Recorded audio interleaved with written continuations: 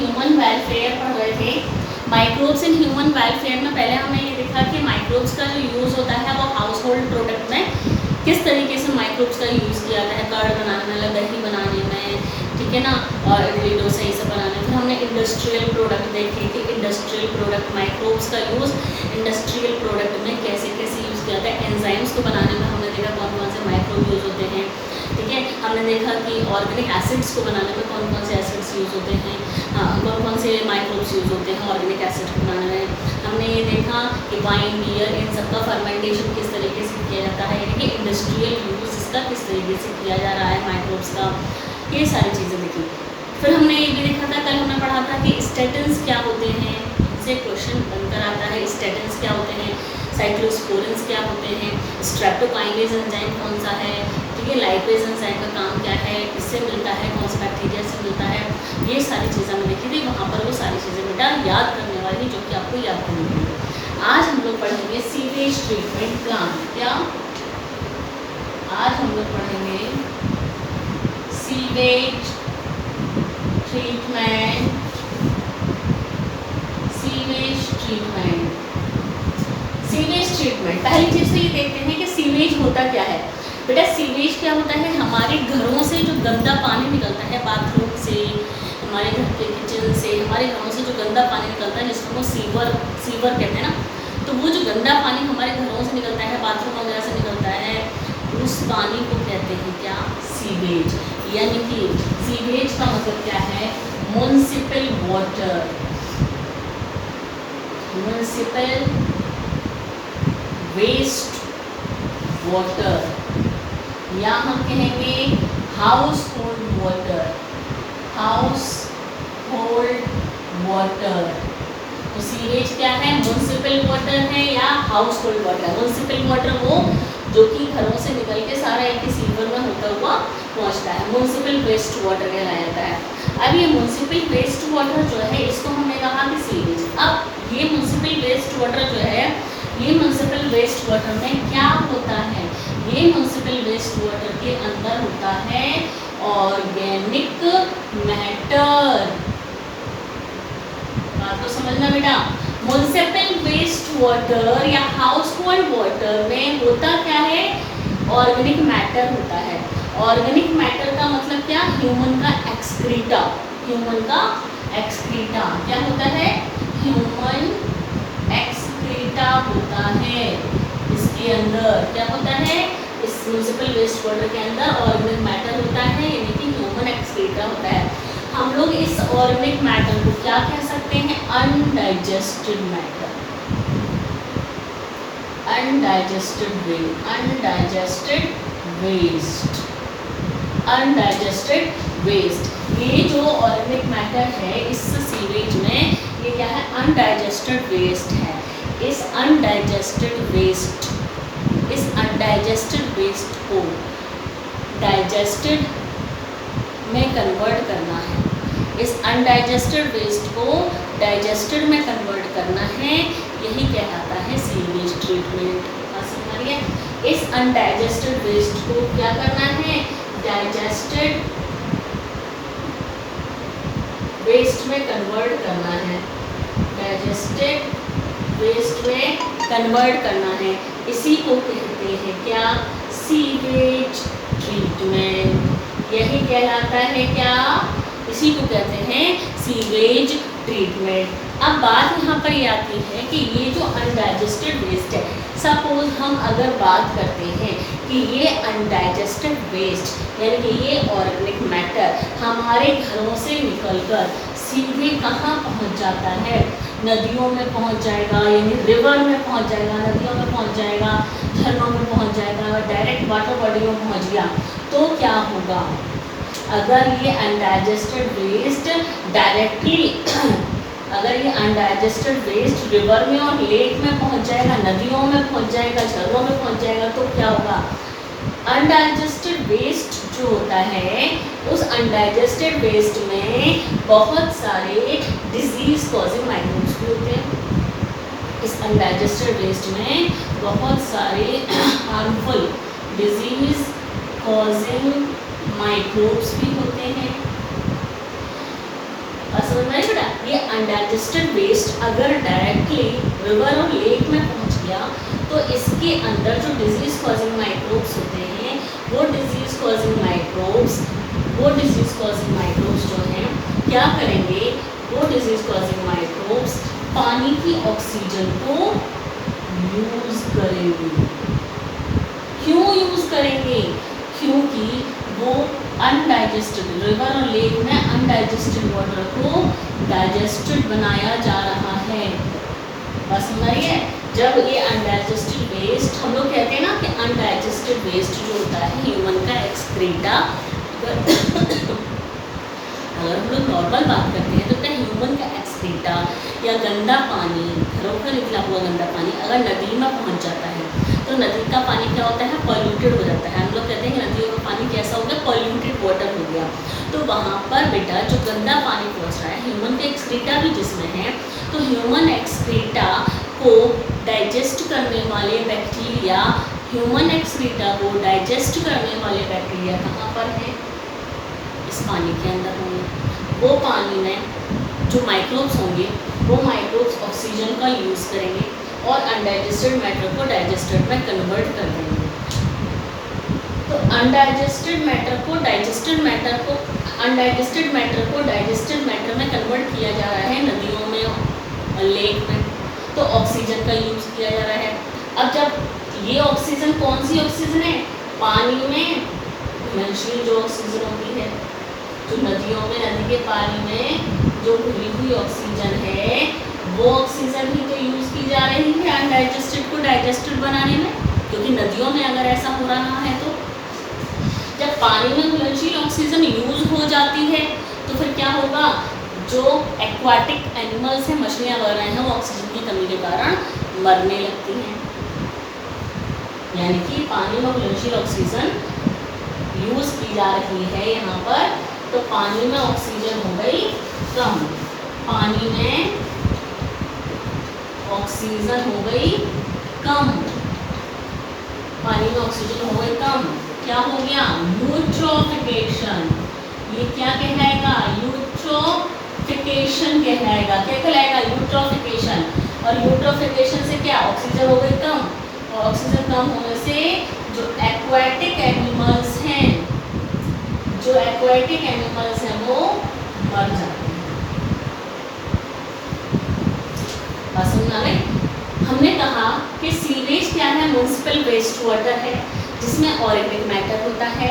अगर ये municipal waste water sewage treatment plant में ना जाकर, हमने बात की अभी ये कि अगर ये municipal waste water sewage treatment plant में ना जाकर डायरेक्टली नदियों में, झरनों में मिक्स हो जाता है, तो नदियों और झरनों में उस म्युनिसिपल वेस्ट वाटर में प्रेजेंट अनडाइजेस्टेड मैटर को डाइजेस्टेड में कन्वर्ट तो किया जाता है ना? क्यों? क्योंकि वहाँ पर भी कुछ बैक्टीरिया होते हैं जो कि अनडाइजेस्टेड को पानी में, जो नदियों का पानी है इसमें जो भी माइक्रोब्स के अंदर होते हैं, उसके अंदर भी जो माइक्रोब्स होते हैं वो अनडाइजेस्टेड मैटर को डाइजेस्टेड में कन्वर्ट तो करते हैं। और कन्वर्ट करने के लिए क्या चाहिए होती है, ऑक्सीजन चाहिए होती है, क्योंकि वो एरोबिक बैक्टीरिया भी हो सकते हैं, कुछ एनारोबिक बैक्टीरिया भी हो सकते हैं। तो जब नदियों में अनडाइजेस्टेड फूड को डाइजेस्टेड मैटर में कन्वर्ट किया जा रहा है तो ऑक्सीजन की ज़रूरत पड़ रही है। पानी में ये ऑक्सीजन कहाँ से आई, पानी में घुली हुई थी ऑक्सीजन, तो पानी की घुली हुई ऑक्सीजन यूज़ हो रही है इस काम के लिए। पानी में घुली हुई ऑक्सीजन यूज़ हो रही है इस काम को करने में, तो पानी में घुली ऑक्सीजन हो जाती है कम। जब पानी में घुलनशील ऑक्सीजन हो गई कम, तो जितने भी एक्वाटिक एनिमल्स उस पानी के अंदर, नदियों के अंदर, वो धीरे धीरे करके मरने लगते हैं। हम कहते हैं पानी पॉल्यूटेड हो गया, यूट्रोफिकेशन कहलाता है। यूट्रोफिकेशन आप लोगों ने पढ़ा है ना बेटा? यूट्रोफिकेशन का मतलब होता है कि जो माइक्रोब्स की ग्रोथ होती है वो पानी में दिखाई देने लगती है, जिसको हम लोग यूट्रोफिकेशन कहते हैं। किस वजह से दिखाई देने लगती है, पोल्यूशन की वजह से। किस वजह से दिखाई देती है बेटा, पोल्यूशन की वजह से दिखाई देती है। तो ये ना हो, एक्वाटिक एनिमल्स ना मरे, इसीलिए म्युनिसिपल वेस्ट वाटर को कहाँ पर भेजा जाता है, सीवेज ट्रीटमेंट प्लांट। कहाँ भेजा जाता है, सीवेज ट्रीटमेंट प्लांट में भेजा जाता है। एनसीईआरटी की बुक में देखिए बहुत ही अच्छे डायग्राम्स, पिक्चर्स दिखाई गई हैं बेटा। देखिए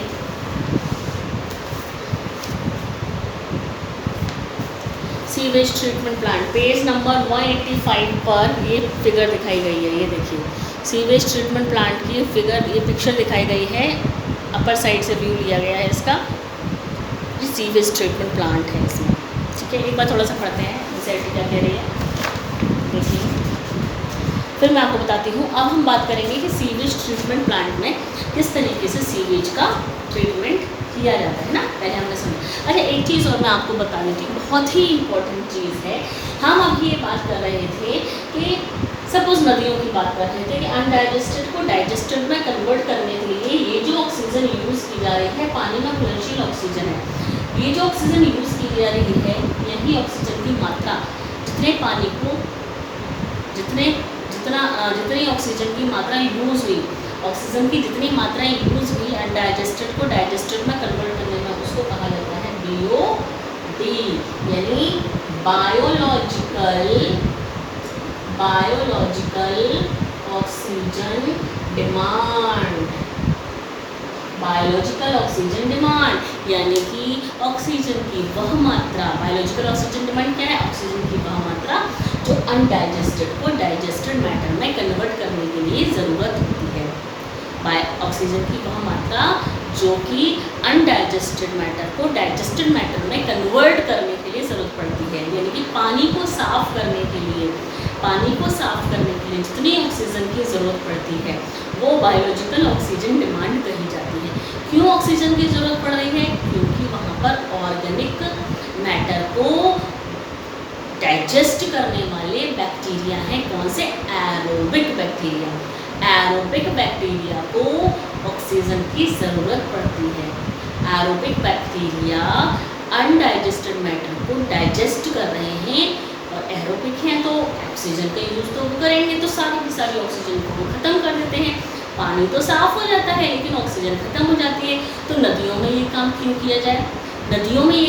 किया जाए, इसीलिए सीवेज ट्रीटमेंट प्लांट बनाए गए हैं, जिससे कि ये वेस्ट वाटर जो होता है, सीवेज जो होता है, उसको डायरेक्टली सीवेज ट्रीटमेंट प्लांट में भेजा जाए और वहाँ पर उस सीवेज का ट्रीटमेंट किया जाए।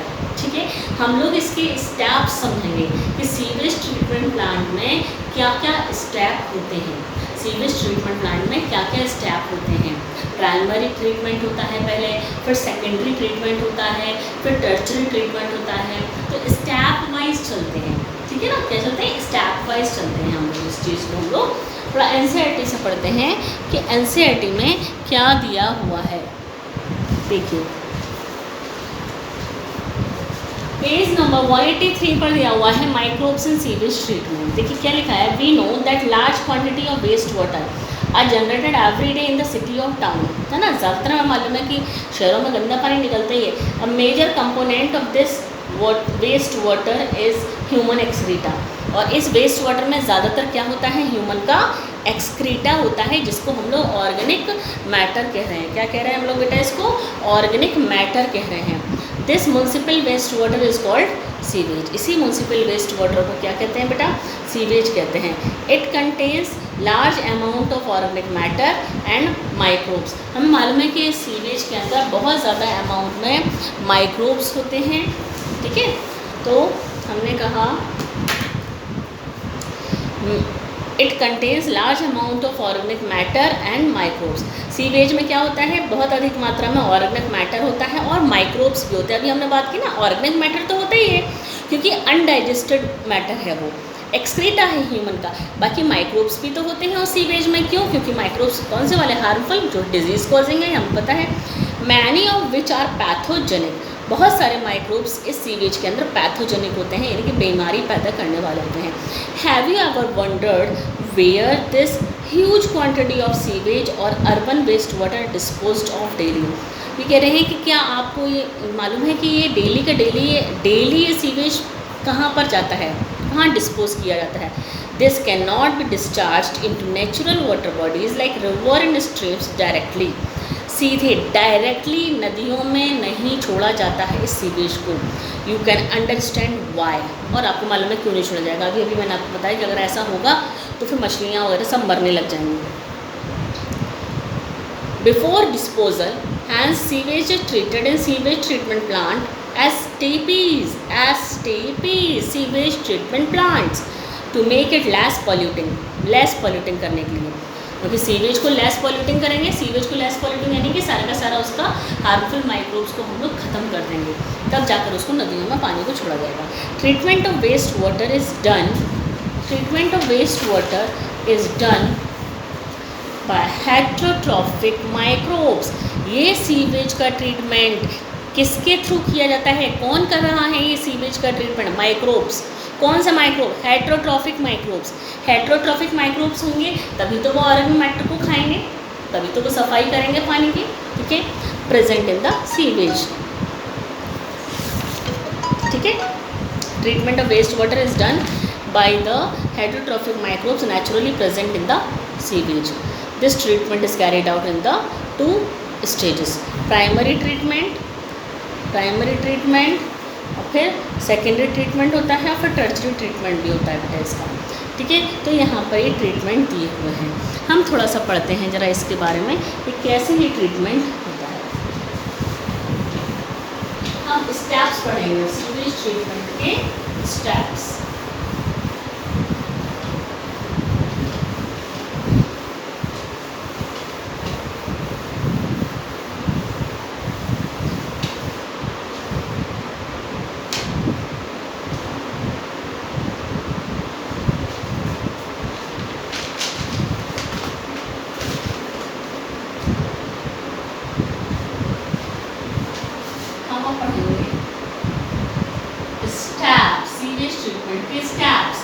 पहला स्टेप प्राइमरी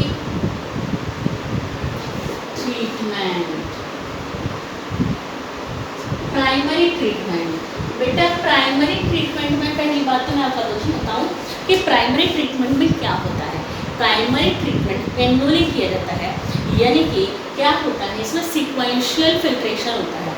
हमें मालूम है कि जो सीवेज है, हमें ये पता है कि जो सीवेज है, क्या उस सीवेज के अंदर प्लास्टिक के टुकड़े नहीं हो सकते? बिल्कुल हो सकते हैं। उस सीवेज के अंदर कांच के टुकड़े भी हो सकते हैं, उस सीवेज के अंदर कुछ मेटल के टुकड़े भी हो सकते हैं, उस सीवेज के अंदर कुछ पत्थर भी हो सकते हैं, जिसको पैबल्स कहा हमने, पैबल्स यानी छोटे छोटे कुछ पत्थर भी हो सकते हैं।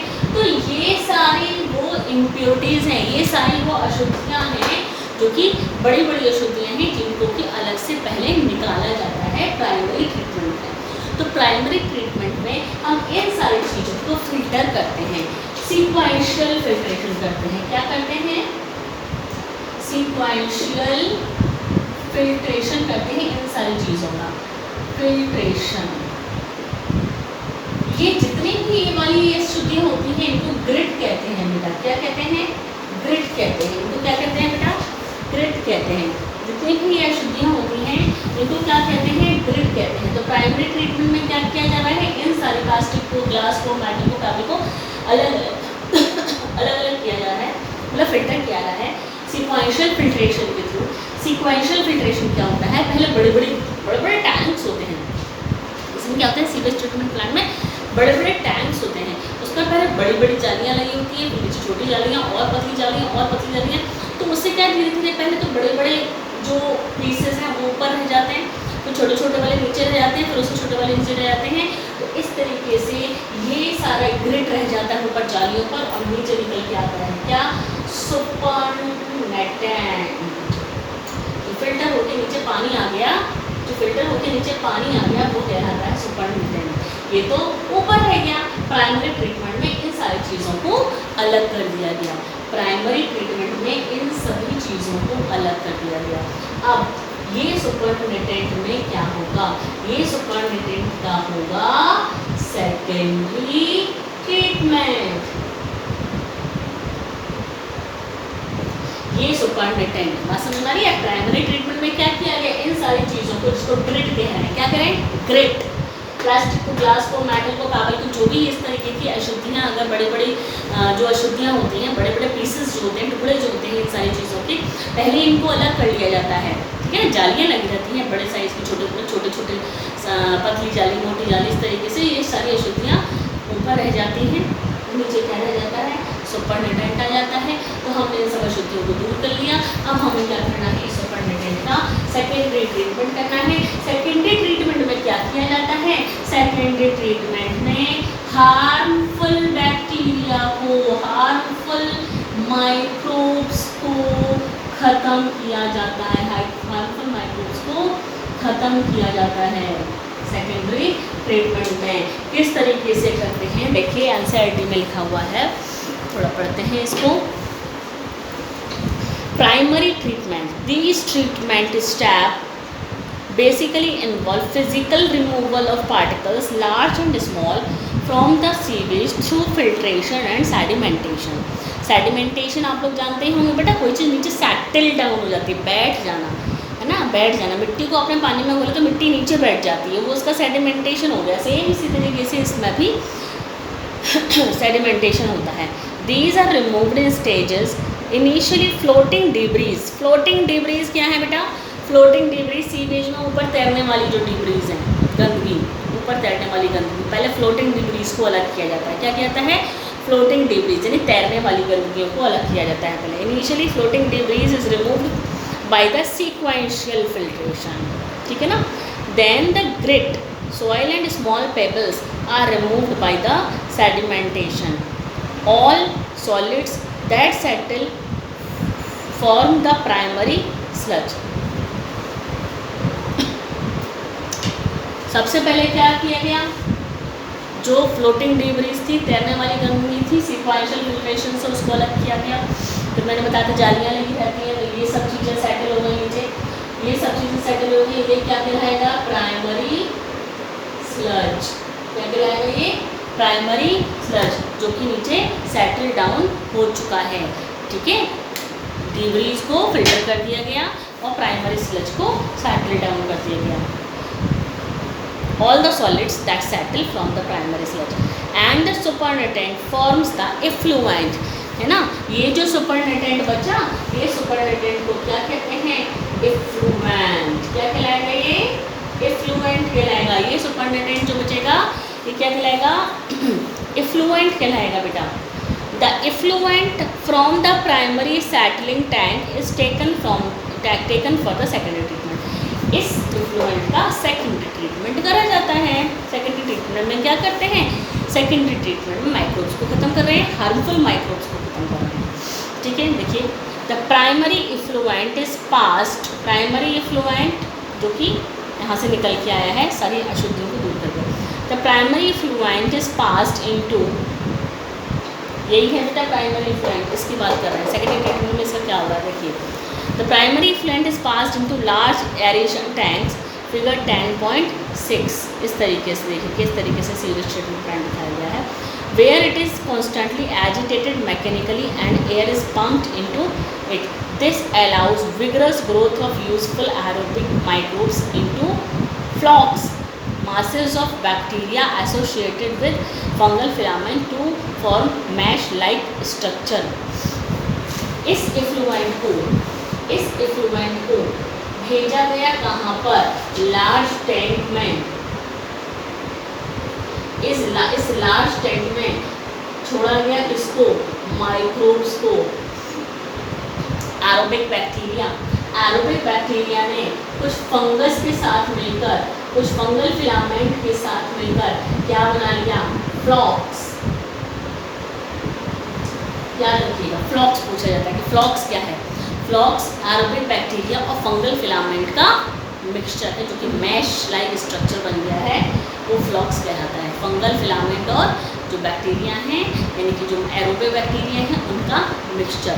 क्यों, क्योंकि लार्ज टैंक में उनको डाला गया, एयर छोड़ी गई, तो वहाँ पर उनकी ग्रोथ हुई, तो फंगल फिलामेंट और माइक्रोब्स आपस में मिक्स हो गए, जिसको कहा गया फ्लॉक्स। क्या कहा गया, फ्लॉक्स कहा गया। लार्ज टैंक में हो रहा है ये सब, ठीक है।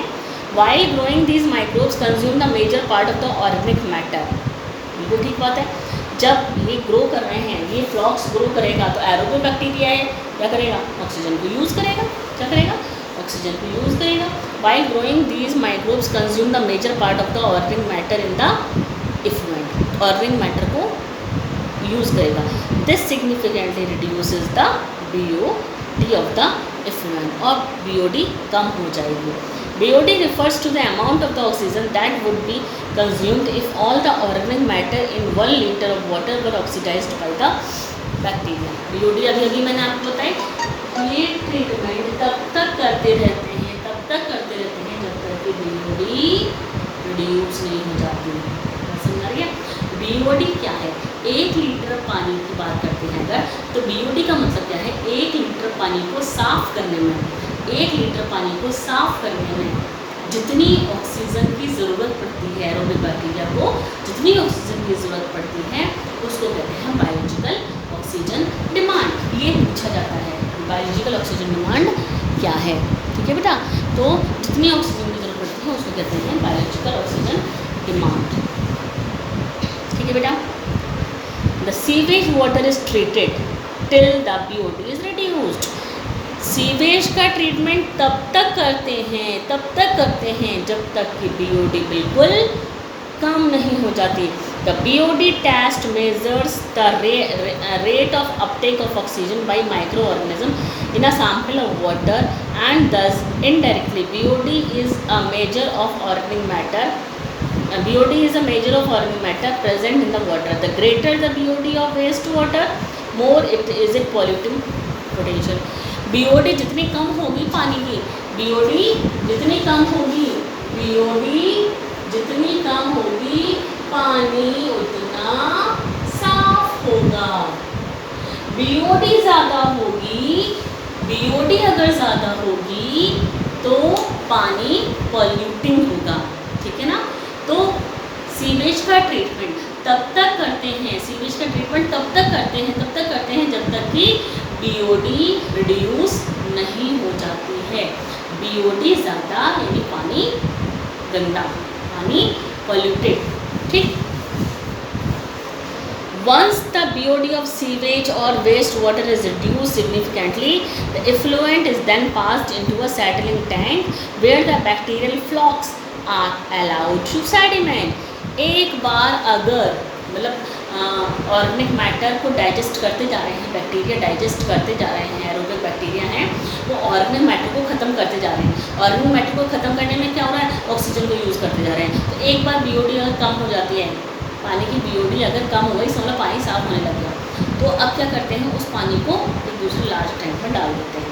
Once the BOD of sewage or wastewater reduced significantly, the effluent is then passed into settling tank where the bacterial flocks are allowed to sediment। एक सेटलिंग टैंक में डाला जाता है। किस में डाला जाता है? सेटलिंग टैंक में डाला जाता है। तो सेटलिंग टैंक में क्या होगा? जितने भी एरोबिक बैक्टीरिया हैं वो यानी फ्लॉक्स जो है वो बैठ जाएगा नीचे बैठ जाए। क्यों? हमें फ्लॉक्स की ज़रूरत है। अभी हमें आगे फ्लॉक्स की ज़रूरत है। फ्लॉक्स है क्या? बैक्टीरिया और फंगल फिलामेंट का एक मैश लाइक स्ट्रक्चर है, बिल्कुल मैशेस स्ट्रक्चर है वो हमें आगे अभी और ज़रूरत है। क्यों? क्योंकि और भी सीवेज ट्रीट करना है, और भी सीवेज का ट्रीटमेंट करना है। इसके लिए अब अगर BOD कम हो गई यानी कि अब बैक्टीरिया को ऑक्सीजन ज़्यादा नहीं चाहिए तो हम उनको अलग करके रखेंगे जिससे कि आगे सीवेज ट्रीटमेंट में ज़रूर पड़ जाए। इसीलिए एक बार अगर BOD कम हो जाती है तो अब उस इफ्लुएंट को, जो कि पानी साफ़ हो चुका है, उसको एक सेटलिंग टैंक में डाल देते हैं जिससे कि वहाँ पर सारे के सारे जो फ्लॉक्स हैं, बैक्टीरिया हैं, वो सब सेटल डाउन हो जाते हैं, बैठ जाते हैं नीचे। This sediment is called activated sludge. उस सेडिमेंट को जो बैक्टीरिया नीचे बैठ गए हैं उसको कहते हैं एक्टिवेटेड स्लज।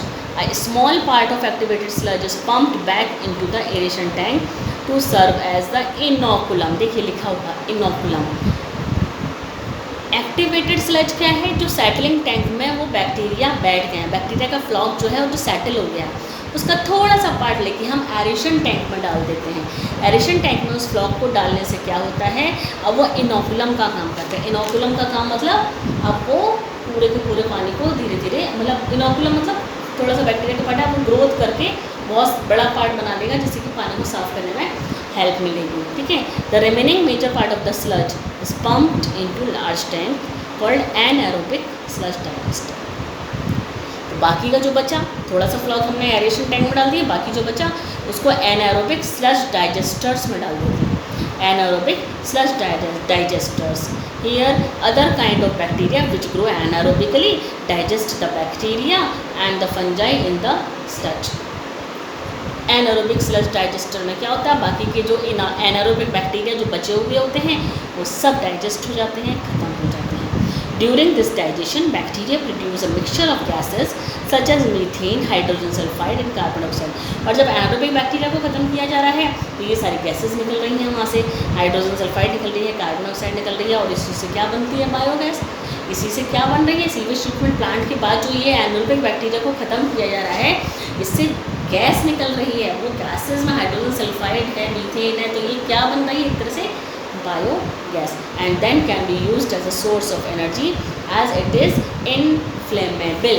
ठीक है, इस तरीके से सीवेज ट्रीटमेंट प्लांट में सीवेज को ट्रीट किया जाता है। सीवेज को ट्रीट करने से पानी साफ़ हो जाता है और फिर उसको नदियों में छोड़ दिया जाता है और घरों में पानी की सप्लाई की जाती है। ठीक है, इस सीवेज ट्रीटमेंट प्लांट को हम लोग नेक्स्ट और पढ़ेंगे, ख़त्म करेंगे इसको। थोड़ा सा रह गया है पार्ट इसका सीवेज ट्रीटमेंट प्लांट का, उसको हम लोग नेक्स्ट लेक्चर में